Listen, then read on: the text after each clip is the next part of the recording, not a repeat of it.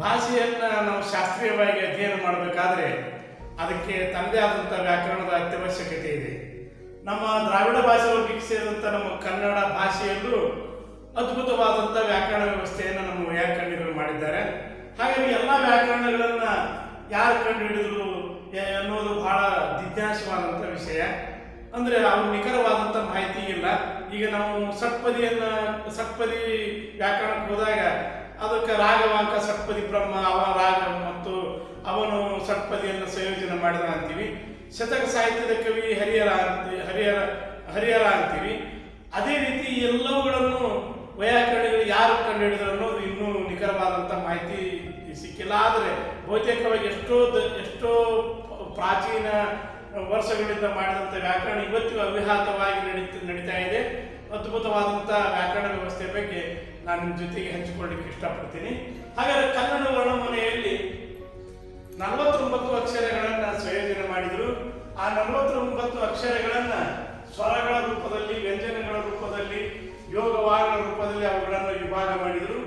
ಹಾಗಾದರೆ ವರ್ಣ ಅಂದ್ರೆ ಶಬ್ದ, ಮಾಲೆ ಅಂದ್ರೆ ಹಾರ, ಅಂದ್ರೆ ಶಬ್ದಗಳ ಹಾರ.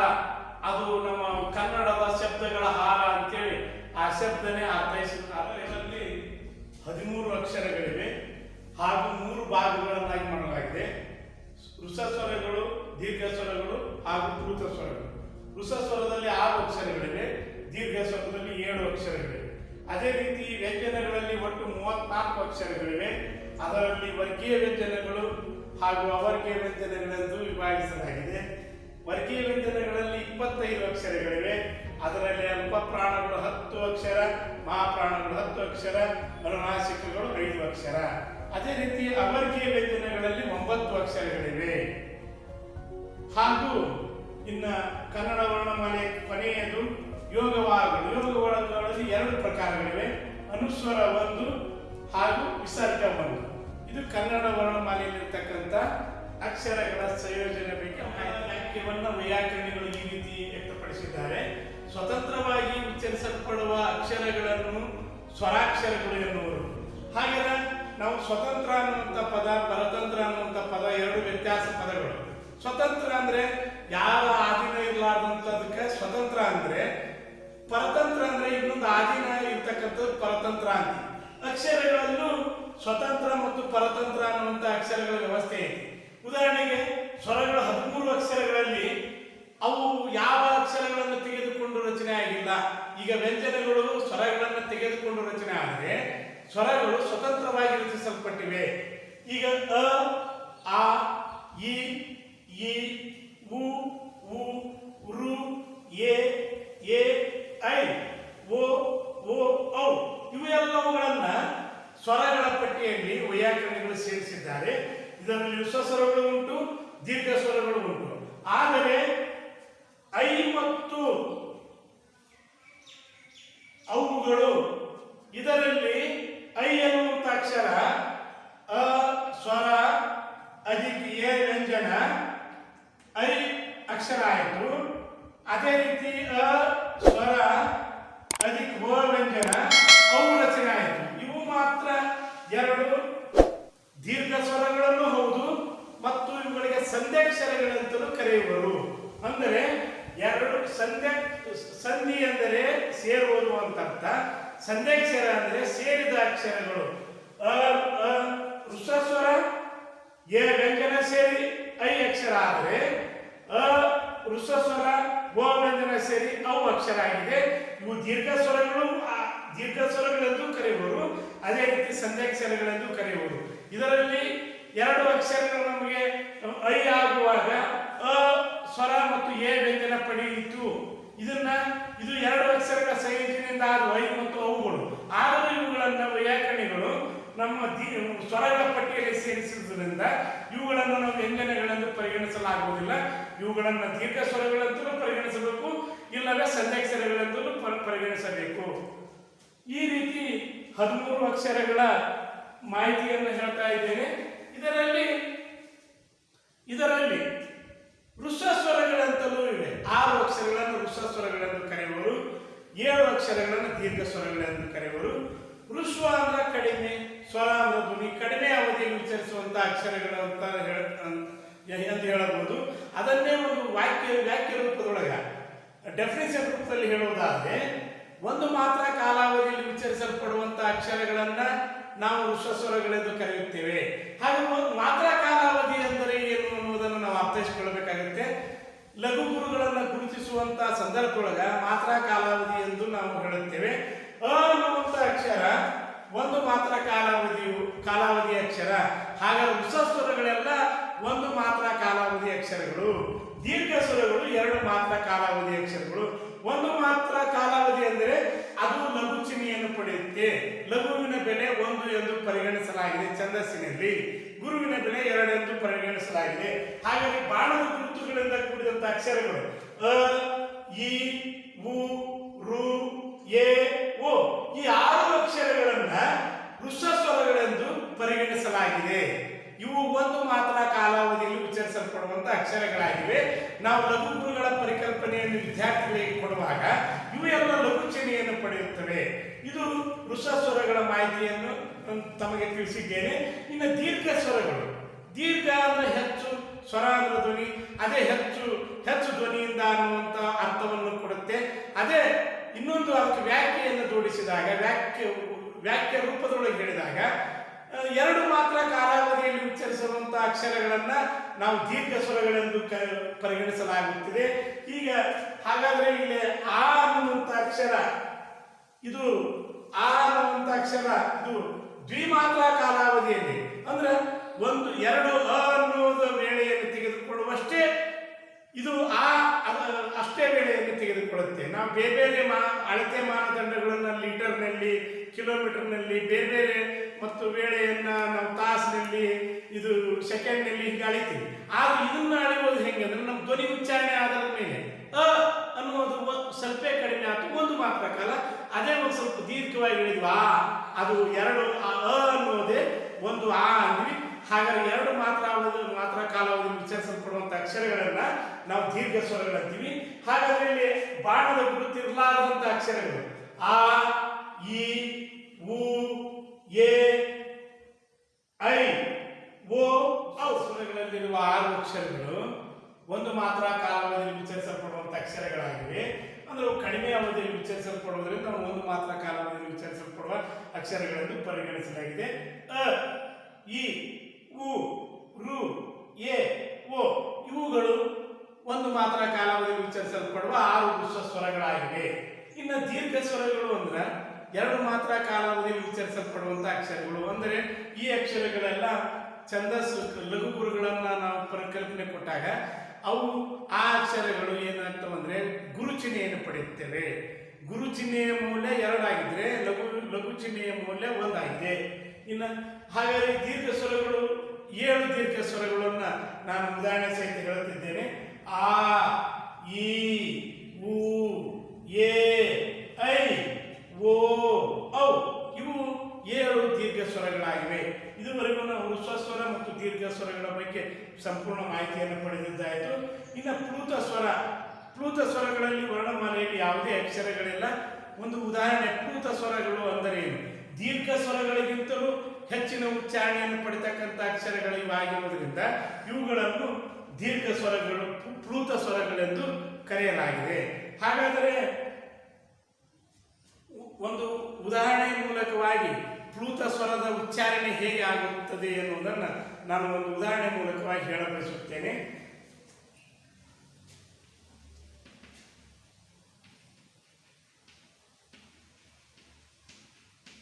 ಹೀಗೆ ಕೋಳಿ ಕೂಗಿದ್ದನ್ನ ನಾವು ರೂಢಿಗತವಾಗಿ ಪ್ರಾಚೀನ ಕಾಲದಿಂದಲೂ ಕೋಳಿ ಹೇಗೆ ಕೂಗಿತ್ತು, ಅದರ ಧ್ವನಿ ಬೇರೆ ಬೇರೆ ರೀತಿ ಇರುತ್ತೆ. ಆದರೆ ನಿಖರವಾದಂಥ ಧ್ವನಿ ಹೀಗೆ ಅನ್ನೋದಿಲ್ಲ. ಅವೆಲ್ಲ ಅನುಕರಣಾವಯಗಳು. ಏನು ಈಗ ನದಿ ತುಳು ತುಳು ಹರಿಯುತ್ತಿದೆ, ಹಾವು ಬುಸ್ ಬುಸ್ ಎನ್ನುತ್ತಿದೆ, ಮಳೆ ಬರ ಬಂದಿತ್ತು. ಇವುಗಳು ನಿಖರವಾದಂಥ ಸ್ಪಷ್ಟವಾದಂಥ ಧ್ವನಿ ಉಚ್ಚಾರಣೆಗಳಿಲ್ಲ. ಇವುಗಳೆಲ್ಲ ಅನುಕರಣಾವಯಗಳು ಅಂತೀವಿ. ಕೋಳಿ ಕೂಗಿದ್ದನ್ನ ಹೀಗೆ ಕೂಗಿತ್ತು ಅಂತ ಹೇಳಲಿಕ್ಕೆ ಸ್ಪಷ್ಟವಾದಂಥ ಧ್ವನಿ ಉಚ್ಚಾರಣೆ ಇಲ್ಲ. ಆದರೆ ಸಂಪ್ರದಾಯವಾಗಿ ರೂಢಿಗತವಾಗಿ ಹಿಂದಿನಿಂದಲೂ ಕೋಳಿ ಕುಕುಕ್ಕು ಎಂದು ಕೂಗಿತು, ಬೆಳಗಾಗುವ ಮುನ್ನ ಕೋಳಿ ಕುಕುಕ್ಕು ಎಂದು ಕೂಗಿತ್ತು ಎಂದು ಹೇಳುವಂಥ ಸಂಪ್ರದಾಯವಿದೆ.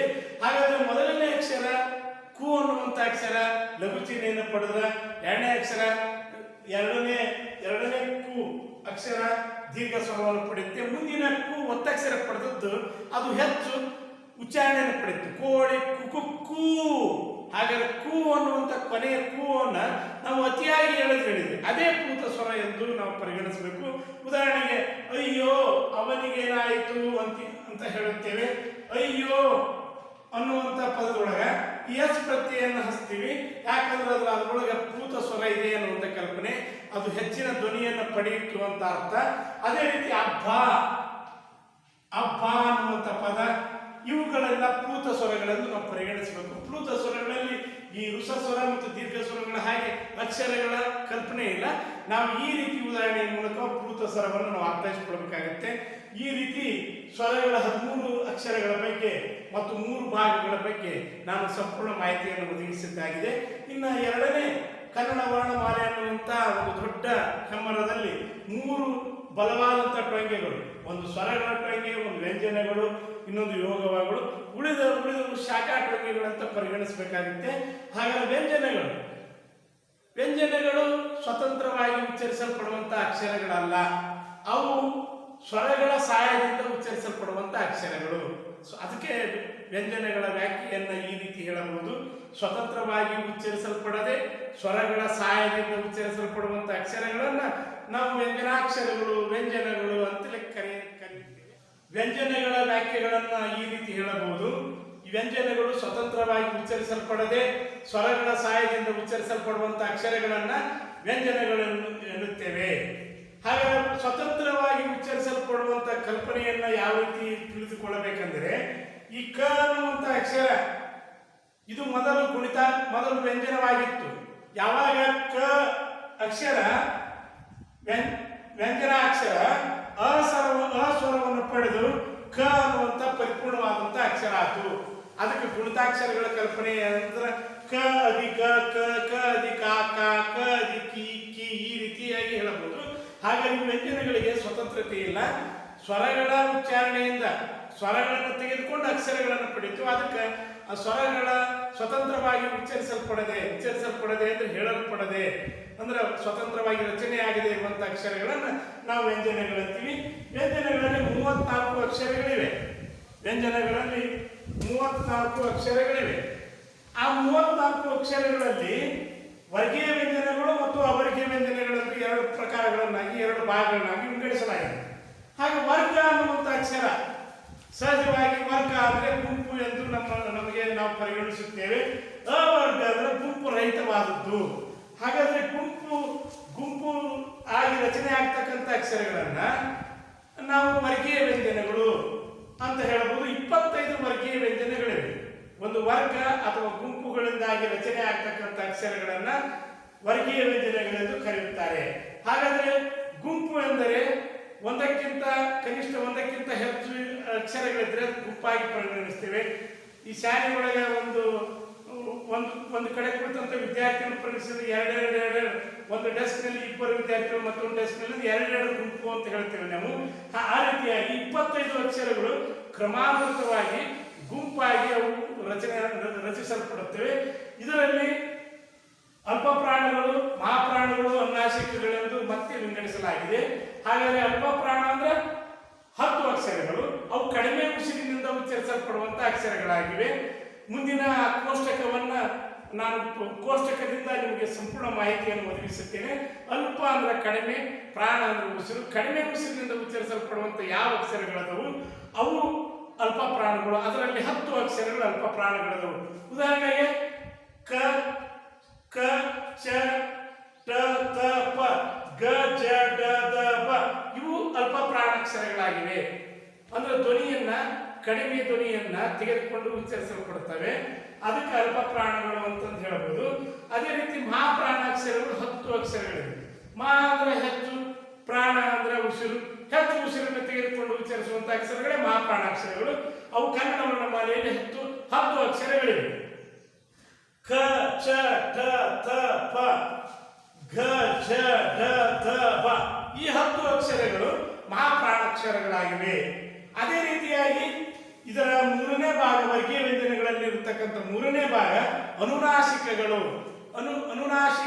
ಅನುನಾಸಿಕಗಳಲ್ಲಿ 5 ಅಕ್ಷರಗಳಿವೆ. ಹಾಗಾದ್ರೆ ನಾವು ಧ್ವನ್ಯಂಗಗಳ ಕಲ್ಪನೆಯನ್ನ ವಿದ್ಯಾರ್ಥಿಗಳಿಗೆ ಕೊಡುವಾಗ ಧ್ವನಿ ಅಧಿಕಾಂಗ, ಧ್ವನ್ಯಂಗ, ಧ್ವನಿ ಉತ್ಪಾದನಾಂಗಗಳು, ಧ್ವನಿ ಉಚ್ಚಾರಣೆ ಆಗುವಾಗ ವಿವಿಧ ಅಂಗಾಂಗಗಳು ನಮ್ಮ ಕೆಲಸ ಮಾಡುತ್ತವೆ. ಈಗ ಹೂ ಅಂತ ಉಚ್ಚಾರಣೆ ಮಾಡುವಾಗ ನಮ್ಮ 2 ತುಟಿಗಳು ಉಂಡೆ ಆಗುತ್ತವೆ. ಹ ಅನ್ನುವಂಥ ಅಕ್ಷರ ಉಚ್ಚಾರಣೆ ಮಾಡಿದಾಗ ನಮ್ಮ ಗಂಟಲಿನಲ್ಲಿ ಒಂದು ಏನೋ ಗಾಳಿ ಬಂದಂಗ ಆಗಿ ಆ ಹ ಅನ್ನುವಂಥ ಉಚ್ಚಾರಣೆ ಆಗುತ್ತಾ. ಲ ಅನ್ನುವಂಥ ಅಕ್ಷರ ನಾಲಿಗೆ ಹೋಗಿ ಮೇಲೆ ಹಲ್ಲಿಗೆ ಸ್ಪರ್ಶ ಆದಾಗ ಲ ಅನ್ನುವಂಥ ಅಕ್ಷರ ರಚನೆ ಆಗುತ್ತೆ. ಹಾಗಾಗಿ ಇವುಗಳಿಗೆ ಧ್ವನ್ಯಂಗಗಳು ಅಂತಾರೆ. ಧ್ವನಿ ಉತ್ಪಾದನಾ ಅಂಗಗಳು ಯಾವ ಧ್ವನ್ಯಂಗಗಳು. ಹಾಗಾಗಿ ಈಗ ಅನುನಾಸಿಕಗಳು ಯಾವ ಅಂದ್ರೆ ನ, ಯ, ನ, ನ, ಮ. ಅನು ಅಂದ್ರೆ ಸಾಯ, ನಾಸಿಕ ಅಂದ್ರೆ ಮೂಗು, ಅದರ ಅರ್ಥ ಅಲ್ಲೇ ಇದೆ. ಅಂದ್ರೆ ಮೂಗಿನ ಸಾಯದಿಂದ ಉಚ್ಚರಿಸಲ್ಪಡುವಂತ ಅಕ್ಷರಗಳನ್ನ ಅನುನಾಸಿಕಗಳಂತೀವಿ. ಮೂಗಿನ ಅವು ಉತ್ಪಾದನೆ ಆಗ್ತಕ್ಕಂಥ ಸ್ಥಳ ದೇಹಗಳು ಯಾವುದು ಅಂದ್ರೆ ಮೂಗಿನ ಸಹಾಯದಿಂದ ರಚನೆ ಆಗ್ತವೆ. ಈ ಉದಾಹರಣೆ ನಾವು ಪದೇ ಪದೇ ಅಂದಾಗ ಮೂಗಿನಲ್ಲಿ ಒಂದೇನೋ ಧ್ವನಿ ಹೊರಟ ಹಾಗೆ ಆಗುತ್ತೆ. ಂಗ ಯ ಣ ನ ಮ, ಂಗ ಯ ಣ ನ ಮ. ಹಾಗಾದ್ರೆ ಇದಕ್ಕೆ ಈ ಅಕ್ಷರಗಳ ರಚನೆ ಆಗಲಿಕ್ಕೆ ಮೂಲ ಸ್ಥಾನ ನಮ್ಮ ದೇಹ ರಚನೆಯಲ್ಲಿ ಅಂದ್ರೆ ಮೂಗೆ ಆಗಿದೆ.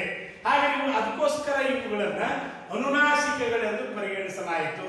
ಈಗ ನಾವು ವ್ಯಂಜನಗಳಲ್ಲಿರ್ತಕ್ಕಂಥ ವರ್ಗೀಯ ವ್ಯಂಜನಗಳ ಪರಿಕಲ್ಪನೆಯನ್ನ ಪರಿಪೂರ್ಣವಾಗಿ ಪಡೆದಿದ್ದಾಯಿತು. ಇನ್ನು ಹಾಗಾದ್ರೆ ವರ್ಗೀಯ ವ್ಯಂಜನಗಳ ಕೋಷ್ಟಕವನ್ನು ನೋಡಿದಾಗ ವರ್ಗ ಕಕ, ಈಗ ವರ್ಗೀಯ ವ್ಯಂಜನಗಳ ಕೋಷ್ಟಕವನ್ನು ನೋಡಲಾಗಿ ಪ್ರತಿ ವರ್ಗಾಕ್ಷರದಲ್ಲಿ 5 ಅಕ್ಷರಗಳು, 5 ಅಕ್ಷರಗಳ ಗುಂಪಿದೆ. ಕ ವರ್ಗದಲ್ಲಿ 5 ಅಕ್ಷರ ಕ ಕ ಗ ಗ ಞ. ಚ ವರ್ಗದಲ್ಲಿ ಚ ಛ ಜ ಜ ಯ. ಟ ವರ್ಗದಲ್ಲಿ ಟ ಠ ಡ ಡ ಣ. ತ ವರ್ಗದಲ್ಲಿ ತ ಥ ದ ಧ ನ. ಪ ವರ್ಗದಲ್ಲಿ ಪ ಪ ಬ ಬ ಮ. ಹಾಗಾದ್ರೆ ಪ್ರತಿ ವರ್ಗದಲ್ಲಿ 5 ಅಕ್ಷರಗಳ ಗುಂಪಾಗಿ ಒಟ್ಟು 25 ಅಕ್ಷರ. ಮೊದಲನೇ ವರ್ಗದಲ್ಲಿ 5, ಎರಡನೇ ವರ್ಗದಲ್ಲಿ 5, ಮೂರನೇ ವರ್ಗದಲ್ಲಿ 5, ನಾಲ್ಕನೇ ವರ್ಗದಲ್ಲಿ 5, ಐದನೇ ವರ್ಗದಲ್ಲಿ 5. ಹಾಗೆ ವಸ್ತುಗಳನ್ನು ಕೂಡಿಸಿದಾಗ ಅದರಲ್ಲಿ ಅಲ್ಪ ಪ್ರಾಣಗಳು ಉಂಟು, ಮಹಾಪ್ರಾಣಗಳು ಉಂಟು, ಅನುನಾಸಿಕಗಳು ಉಂಟು. ಅವೆಲ್ಲ ಸೇರಿ 25 ಅಕ್ಷರಗಳ ಸಂಪೂರ್ಣ ಮಾಹಿತಿ ನಮಗೆ ದೊರಕುತ್ತದೆ. ಅದಕ್ಕೆ ಕ ವರ್ಗ ಅಂತೀವಿ. ಅಂದ್ರೆ ಕದ ವರ್ಗ, ಕದ ಗುಂಪು. ಮೊದಲಿನ ಅಕ್ಷರವನ್ನು ತೆಗೆದುಕೊಂಡು ಅದೇ ವರ್ಗಾಕ್ಷರ ಮಾಡಿದ್ರೆ ವೈಯಾಕರಣಗಳು. ಆ ಒಂದು ಕೋಷ್ಟಕದಲ್ಲಿ ಮೊದಲ ಪ್ರಾರಂಭ ಆಗುತ್ತಕ್ಕಂಥ ಅಕ್ಷರವನ್ನೇ ತೆಗೆದುಕೊಂಡು ಇದು ಯಾವ ವರ್ಗ ಅಂದ್ರೆ ಕ ವರ್ಗ, ಇದು ಯಾವ ವರ್ಗ ಪದ ಛ ವರ್ಗ, ಇದು ಯಾವ ವರ್ಗ ಪದ ಟ ವರ್ಗ, ಇದು ಯಾವ ವರ್ಗ ತ ವರ್ಗ, ಇದು ಯಾವ ವರ್ಗ ಪ ವರ್ಗ. ಆಗ ಕ ವರ್ಗದಲ್ಲಿ ಕ ಖ ಗ ಗ ಞ. ಛ ವರ್ಗದಲ್ಲಿ ಚ ಛ ಜ ಜ ಯ. ಟ ವರ್ಗದಲ್ಲಿ ಟ ಠ ಡ ಡ ಣ. ತ ವರ್ಗದಲ್ಲಿ ತ ಥ ದ ಧ ನ. ಪ ವರ್ಗದಲ್ಲಿ ಪ ಪ ಬ ಬ ಮ. ಹಾಗಾದ್ರೆ ಇವು ವರ್ಗ ಕೋಷ್ಟಕದಲ್ಲಿ 1 ಮತ್ತು 3ನೇ ಸಾಲುಗಳು ಅಲ್ಪ ಪ್ರಾಣಗಳಾಗಿವೆ. ಕ ಚ ಟ ತ ಪ, ಗ ಜ ಡ ದ ಪ. ಅದೇ ರೀತಿ 2 ಮತ್ತು 4ನೇ ಸಾಲುಗಳು ಮಹಾಪ್ರಾಣಗಳಾಗಿವೆ. ಕ ಕ ಚ ಟ ತ ಪ, ಗ ಜ ಡ ದ ಪ. ಇನ್ನು ಕೊನೆಯ 5ನೇ ಸಾಲಿನಲ್ಲಿ 5ನೇ ಪಟ್ಟಿಯಲ್ಲಿ ಅನುನಾಸಿಕಗಳಿವೆ. ಗ ಯ ಣ ನ ಮ. ಇದು ವರ್ಗೀಯ ವ್ಯಂಜನಗಳ ಬಗ್ಗೆ ಸಂಪೂರ್ಣವಾದಂಥ ಮಾಹಿತಿಯನ್ನು ಒದಗಿಸಿದಾಗಲೇ ವ್ಯಂಜನಗಳಲ್ಲಿ ವರ್ಗೀಯ ವ್ಯಂಜನಗಳ ಬಗ್ಗೆ ಸಂಪೂರ್ಣ ಮಾಹಿತಿ ಪಡೆದದ್ದಾಗಿದೆ. ಇನ್ನು ಅವರ್ಗೀಯ ವ್ಯಂಜನಗಳು ವರ್ಗ, ಅವರ್ಗ, ಅದರ ವಿರುದ್ಧಾರ್ಥಕ ಪದ. ವರ್ಗ ಅಂದ್ರೆ ಗುಂಪು ಸಹಿತ ಗುಂಪಿನಿಂದ ಕೂಡಿದಂಥ ಪದಗಳನ್ನ ಗುಂಪಾಗಿ ವಿಂಗಡಿಸಲಿಕ್ಕೆ ಬರ್ತಕ್ಕಂಥ ಪದಗಳನ್ನ ವರ್ಗೀಯ ಅಂದ್ರೆ. ಅವರ್ಗೀಯ ಅಂದ್ರೆ ಗುಂಪುಗಳನ್ನಾಗಿ ಮಾಡಿ ಹೇಳಲಿಕ್ಕೆ ಬಾರದಂಥ ಅಕ್ಷರಗಳನ್ನ ಅವರ್ಗೀಯ ವ್ಯಂಜನಾಕ್ಷರಗಳು ಎನ್ನುತ್ತೇವೆ. ಹಾಗಾದ್ರೆ ಒಟ್ಟು 34 ಅಕ್ಷರಗಳಲ್ಲಿ 25 ವರ್ಗೀಯ ವ್ಯಂಜನಗಳಿದ್ದರೆ 9 ಅವರ್ಗೀಯ ವ್ಯಂಜನಗಳಿವೆ. ಉದಾಹರಣೆಗೆ ಯ, ರ, ಲ, ವ, ಶ, ಸ, ಸ, ಹ, ಳ. ಈ 9 ಅಕ್ಷರಗಳು ಅವರ್ಗೀಯ ವ್ಯಂಜನಾಕ್ಷರಗಳಾಗಿವೆ. ಈ ವರ್ಗೀಯ ವ್ಯಂಜನಾಕ್ಷರಗಳಂತೆ ಕೋಷ್ಟಕವನ್ನು ರಚನೆ ಮಾಡಲಿಕ್ಕೆ ಇಲ್ಲಿ ಆಸ್ಪದವಿಲ್ಲ, ಮಾಡಲಿಕ್ಕೆ ಹೋಗುವಂಥ ಅವಶ್ಯಕತೆ ಇಲ್ಲ. ಇವು ಪ್ರತಿ 9 ಅಕ್ಷರಗಳು, ಅಷ್ಟು 9 ಅಕ್ಷರಗಳು ಅವರ್ಗೀಯ ವ್ಯಂಜನಾಕ್ಷರಗಳಂತ ಪಟ್ಟಿಯಲ್ಲಿ ಸೇರಿಸಲಾಗಿದೆ. ಅಂದರೆ ಇವುಗಳ ಗುಂಪನ್ನಾಗಿ ಮಾಡಲಿಕ್ಕೆ ಬಾರದಂಥ ಅಕ್ಷರಗಳಾಗಿರುವುದರಿಂದ ಅವುಗಳಿಗೆ ಅವರ್ಗೀಯ ಎಂದರು. ಗುಂಪುಗಳನ್ನಾಗಿ ಮಾಡಿ ಹೇಳಲಿಕ್ಕೆ ಬರ್ತಕ್ಕಂಥ ಸಾಧ್ಯವಿರ್ತಕ್ಕಂಥ ಪದಗಳನ್ನು ವರ್ಗೀಯಗಳಂದರು. ಹಾಗಾದರೆ ವ್ಯಂಜನಗಳಲ್ಲಿ ವರ್ಗೀಯ ವ್ಯಂಜನಗಳು ಮತ್ತು ಅವರ್ಗೀಯ ವ್ಯಂಜನಗಳ ಪರಿಕಲ್ಪನೆಯನ್ನು ಸಂಪೂರ್ಣವಾಗಿ ಕೊಟ್ಟದ್ದಾಗಿದೆ. ಹಾಗಾದರೆ ಇನ್ನು ಮುಂದಿನ ನಮ್ಮ ಕನ್ನಡ ವರ್ಣಮಾಲೆಯ ಕೊನೆಯದಾಗಿರ್ತಕ್ಕಂಥ ಭಾಗ, ಪ್ರಮುಖವಾದಂಥ 3 ಭಾಗಗಳು, ಅದೇ ಸ್ವರಗಳು, ವ್ಯಂಜನಗಳು, ಯೋಗವಾಹಗಳು. ಕೊನೆಯದಾಗಿ ಯೋಗವಾಹಗಳು. ವಾಹ ಅಂದ್ರೆ ಯೋಗ ಅಂದ್ರೆ ಸಂಬಂಧ, ವಾಹ ಅಂದ್ರೆ ಹೊಂದಿದ. ಅಂದ್ರೆ ಯಾವುದಾದ್ರೂ ಅಕ್ಷರದ ಸಂಬಂಧದಿಂದ ಉಚ್ಚರಿಸಲ್ಪಡುವಂಥ ಅಕ್ಷರಗಳನ್ನು ನಾವು ಯೋಗವಾಹಗಳು ಅನ್ನುತ್ತೇವೆ. ಈಗ ಸಹಜವಾಗಿ ಲೋಕಾರೂಢಿ ಮಾತಿದೆ, ಅವರು ನಮ್ಮ ಯೋಗ ಇತ್ತಪ್ಪ, ಸಂಬಂಧ ಆಯಿತು, ಒಂದು ನಮ್ಮ ಅವರ ಯೋಗ ಇತ್ತು ಅನ್ನುವಂಥ ಮಾತು ನಮ್ಮ ಸಮಾಜದೊಳಗೆ, ಜನಮಾನಸದೊಳಗೆ ಅದು ರೂಢಿಗತವಾದಂಥ ಭಾಷೆ. ಯೋಗ ಅಂದ್ರೆ ಸಂಬಂಧ, ವಾಹ ಅಂದ್ರೆ ಹೊಂದಿದ. ಪ್ರತಿ ಶಬ್ದಗಳು, ಪ್ರತಿ ಕನ್ನಡ ವರ್ಣಮಾಲೆಯಲ್ಲಿ ಅಲ್ಲಿರ್ತಕ್ಕಂಥ ಶೀರ್ಷಿಕೆಯೊಳಗೆ ಅರ್ಥ ನಮಗೆ ಕಲ್ಪನೆ ಆಗಿಬಿಡುತ್ತೆ. ಒಂದು ಸ್ವಲ್ಪ ಹೆಚ್ಚಿನ ಮಾಹಿತಿಯನ್ನು ತಿಳ್ಕೊಳ್ಳೋದು ಅಷ್ಟೇ ಅವಶ್ಯಕತೆ. ಈ ಯೋಗ ಅಂದ್ರೆ ಯಾವುದಾದ್ರೂ ಒಂದು ಅಕ್ಷರದ ಸಂಬಂಧದಿಂದ ಉಚ್ಚರಿಸಲ್ಪಡುವಂಥ ಅಕ್ಷರಗಳನ್ನು ಯೋಗವಾಹಗಳಂತೀವಿ. ಹಾಗಾಗಿ ಯೋಗಗಳಲ್ಲಿ ಅನುಸ್ವರ ಮತ್ತು ವಿಸರ್ಗ 2 ಭಾಗಗಳಾಗಿ ವಿಂಗಡಿಸಲಾಗಿದೆ. ಅನುಸ್ವರದಲ್ಲಿ 1 ಅಕ್ಷರ ಇದೆ, ವಿಸರ್ಗದಲ್ಲಿ 1 ಅಕ್ಷರ ಇದೆ. ಅವುಗಳನ್ನು ಸಂಕೇತ ರೂಪದಲ್ಲಿ ಅನುಸ್ವರವನ್ನ ಈ ರೀತಿಯಾಗಿ, ವಿಸರ್ಗವನ್ನ ಈ ರೀತಿಯಾಗಿ ನಾವು ಅರ್ಥೈಸಿಕೊಳ್ಳಬೇಕು. ಹಾಗಾದರೆ ಇವುಗಳಿಗೆ ಯಾವುದೇ ರೀತಿ ನಾವು ಕನ್ನಡದ ಅಕ್ಷರದೊಳಗೆ ಬೆಲೆ ಇಲ್ಲ. ಇವುಗಳಿಗೆ ಯಾವುದಾದ್ರೂ ಅಕ್ಷರಗಳು ಬಂದು ಸೇರಿದಾಗ ಅನುಸ್ವರ ಮತ್ತು ವಿಸರ್ಗಗಳಿಗೆ ಒಂದು ಬೆಲೆ ಸಿಗುತ್ತೆ. ಇಲ್ಲೇ ತ ಅಂತ ಈ ಕಡೆ ತ ಅನ್ನುವಂಥ ಅಕ್ಷರ ಬರೆದೆ, ಈ ಕಡೆ ದೇ ಬರೆದೆ, ಆವಾಗ ಅನುಸ್ವರ ಅನ್ನುವಂಥ ಅಕ್ಷರ ಅವು 2 ಅಕ್ಷರಗಳಿಂದ ತಂದೆ ಅನ್ನುವಂಥ ಉಚ್ಚಾರಣೆ ಪಡೀತು. ಇಲ್ಲವಾದಲ್ಲಿ ಅದಕ್ಕೆ ಯೋಗವಾಹಗಳಲ್ಲಿ ಅಲ್ಲಿ ವ್ಯಾಖ್ಯೆಯನ್ನ ವೈಯಾಕರಣಗಳು ಅದೇ ರೀತಿ ಹೇಳಿದ್ದಾರೆ. ಯಾವುದಾದ್ರೂ ಒಂದು ಅಕ್ಷರದ ಸಂಬಂಧದಿಂದ 1 ಇಲ್ಲವೇ 2, ಇದು 2 ಅಕ್ಷರಗಳ ಸಂಬಂಧದಿಂದ ಉಚ್ಚರಿಸಲ್ಪಡಿತು. ಇದು ಒಂದೇ ಅಕ್ಷರದಿಂದ ಅನ್ನುವಂಥ ಅಕ್ಷರದಿಂದ ಅನುಸ್ವರ ಬೆಲೆಯನ್ನು ಪಡೀತು ಮತ್ತು ಅನ್ನುವಂಥ ಅಕ್ಷರದಿಂದ ವಿಸರ್ಗ ಬೆಲೆ ಪಡೀತು. 1 ಅಥವಾ ಅದಕ್ಕಿಂತ ಹೆಚ್ಚು ಅಕ್ಷರಗಳ ಸಂಬಂಧದಿಂದ 1 ಇಲ್ಲವೇ 2 ಅಕ್ಷರಗಳಿಂದ ಅನುಸ್ವರ ಮತ್ತು ವಿಸರ್ಗಗಳು ಉಚ್ಚರಿಸಲ್ಪಡುತ್ತವೆ. ಅದೇ ರೀತಿಯಾಗಿ ಈ ವಿಸರ್ಗದ ಸಂಕೇತ ಇದು ಆಗಿರೋದ್ರಿಂದ ಈ ನಾನು ಮೊದಲು ಇಲ್ಲಿ ಬರೀ ಇವುಗಳನ್ನು ಬರೆದಾಗ ಬೆಲೆ ಇರೋದಿಲ್ಲ. ಇಲ್ಲಿ ದೂ ಬರೆದು ಈ ಕಡೆ ಕ ಬರೆದೆ, ಅವಾಗ ದುಃಖ ಅನ್ನುವಂಥ ಶಬ್ದ ರಚನೆ ಆಯಿತು. ಹಾಗಾದ್ರೆ ದೂ ಮತ್ತು ಕಗಳಿಗೆ ಇದು ಸಂಬಂಧ ಐತಿ. ಅದಕ್ಕೆ ಯಾವುದಾದ್ರೂ ಅಕ್ಷರಗಳ ಸಂಬಂಧ ಬೇಕು. ಯಾವುದಾದ್ರೂ ಅಕ್ಷರಗಳ ಸಂಬಂಧದಿಂದ ಮಾತ್ರ ಯೋಗವಾಹಗಳು ರಚನೆ ಪಡೀತು. ಯೋಗವಾಹಗಳಂದ್ರೆ ಕೇವಲ ಮತ್ತು ಇವು ಈ ರೀತಿ ಇರ್ತಕ್ಕಂಥ ಅಕ್ಷರಗಳು ಮಾತ್ರ ಯೋಗವಾಹಗಳು ಮತ್ತು ವಿಸರ್ಗಗಳು, ಈ ರೀತಿ ಸಂಕೇತಗಳು. ನಾವು ಅದಕ್ಕೆ ಯಾವುದೇ ಅಕ್ಷರಗಳನ್ನು ಜೋಡಿಸಿದಾಗ ಉಚ್ಚರಿಸಲ್ಪಡ್ತವೆ. ಇಲ್ಲಿ ಅ ಬರೆದ್ವಿ ಅಮ್ಮ ಆತು, ಇಲ್ಲಿ ಅ ಬರೆದ್ವಿ ಅಹ ಆತು. ಈ ರೀತಿ ಯೋಗವಾಹಗಳ ಪರಿಕಲ್ಪನೆಯನ್ನ ಕೊಟ್ಟಿದ್ದಾಗಿದೆ. ಸಹೃದಯರೇ, ಇದುವರೆಗೂ ಕನ್ನಡ ವರ್ಣಮಾಲೆಯ ಬಗ್ಗೆ ಸಂಪೂರ್ಣವಾದಂಥ ಮಾಹಿತಿಯನ್ನು ನೀಡಿದ್ದಾಗಿದೆ. ಮತ್ತು ಮುಂದಿನ ಅವಧಿಯಲ್ಲಿ ಮತ್ತೆ ನಿಮ್ಮ ಯಾವುದಾದ್ರೂ ಒಂದು ವ್ಯಾಕರಣ ಟಾಪಿಕ್ನಿಂದ ಒಂದು ಘಟಕವನ್ನು ಆಯ್ದುಕೊಂಡು ಭೇಟಿಯಾಗೋಣ. ಮತ್ತು ನಿಮಗೆ ಏನಾದರೂ ಹೆಚ್ಚಿನ ಮಾಹಿತಿ ಇಂಥದೇ ಗ್ರಾಮ ವ್ಯಾಕರಣವನ್ನು ಹೇಳುವಂಥ ನಿಮ್ಮ ಅಭಿಪ್ರಾಯ ಏನಾದರೂ ಇದ್ದರೆ ಅದನ್ನು ದಯವಿಟ್ಟು ಕಮೆಂಟ್ ಬಾಕ್ಸ್ನಲ್ಲಿ ತಿಳಿಸಿ.